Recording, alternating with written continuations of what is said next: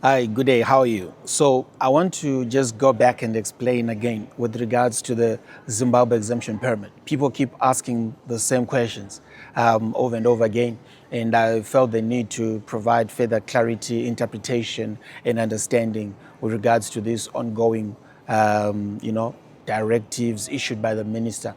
So what is the position of ZEP holders? Okay, so I'll start a bit backwards. I go back to 2024. I think in sometime around August last year, in 2024, the Minister of Home Affairs issued a directive, right? And then in this directive, he gave a blanket waiver for general work permit applications. Now, the blanket waiver simply means, what is this history of waivers with general work permits? Okay, let's talk about that. Now, a general work permit is a regulation, a provision in Regulation 18.3 18.3A or 18.3B, which talks about every employer, when they are recruiting a foreign national, right, they need to do an interview, then, shortlist the candidates, advertise in a newspaper, and do all the, labor testing process. But then when an employer wants to quickly recruit a foreign national, they can also apply for a waiver of the labor certificate process from the Department of Home Affairs, which then takes it to the Department of Labor. So now, the whole issue of waivering a labor certificate has been the requirement for a general work permit. But however, last year, the Minister of Home Affairs then issued a blanket waiver. A blanket waiver simply means the minister has given everybody a waiver who wants to apply for that process. And specifically, the ZEP holders were the first people to be given a blanket waiver. This means any ZEP holder who wanted to then migrate to a general work permit did not require to now apply for a waiver. Okay, that is the law. You don't need to apply for a waiver because the minister has provided you a blanket waiver. So what you then do is that you then attach your blanket waiver to your application, and then you submit the general work permit.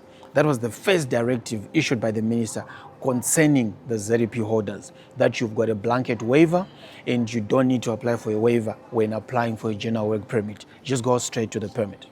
Then the second issue is that there is another directive issued in October by the Minister of Home Affairs, which then introduced the point system in terms of the South African work permit.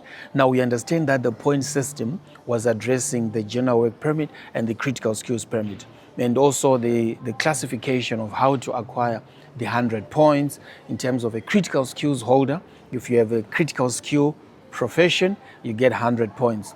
And then if you don't have a critical skill, but you still want to apply for a permit, then you have to go through the general work permit and accumulate 100 points through a combination and variety of factors. So the minister introduced that in October. And again, the minister made an exception that the point system does not apply to the ZEP holders. This then means that if you're a ZEP holder, if you're applying for a critical skills permit or a general work permit, you don't need to comply with the point system. You need to comply with everything that is to do with the permit, but the point system does not apply to you. That's special issue number 2.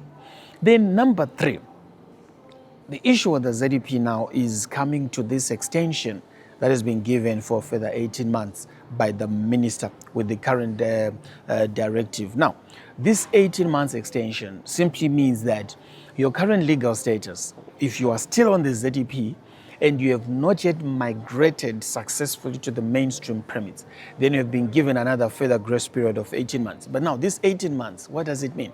It means that if you were on a ZEP and you successfully applied for another permit, right? Let's say you applied for a critical skills permit, or let's say you applied for spousal visa, whatever it is.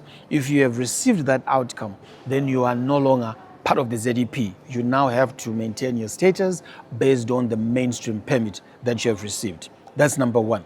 Then number 2, if you are somebody who is waiting for an outcome wherever you have applied from, and you are still on the ZEP, but your outcome is not yet out, you are still covered by the ZEP because by law, your legal status remains the same until a new outcome has been issued. So as long as you have not received any answer for your application, you still benefit from the 18 months. So I just wanted to put it across. And then there are those people who said, I'm waiting for a waiver, which of course ideally is no longer required at law. You don't need a waiver. You've got a blanket waiver for the minister. But let's say that those who are still waiting for a waiver, if you're waiting for a waiver, again, a waiver is not a permit.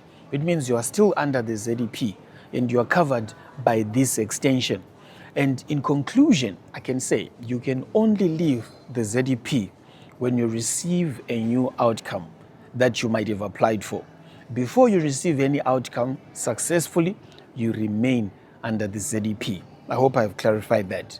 And if you have any questions, don't hesitate to get in touch. Our details are in the pinned comment and description. Cheers.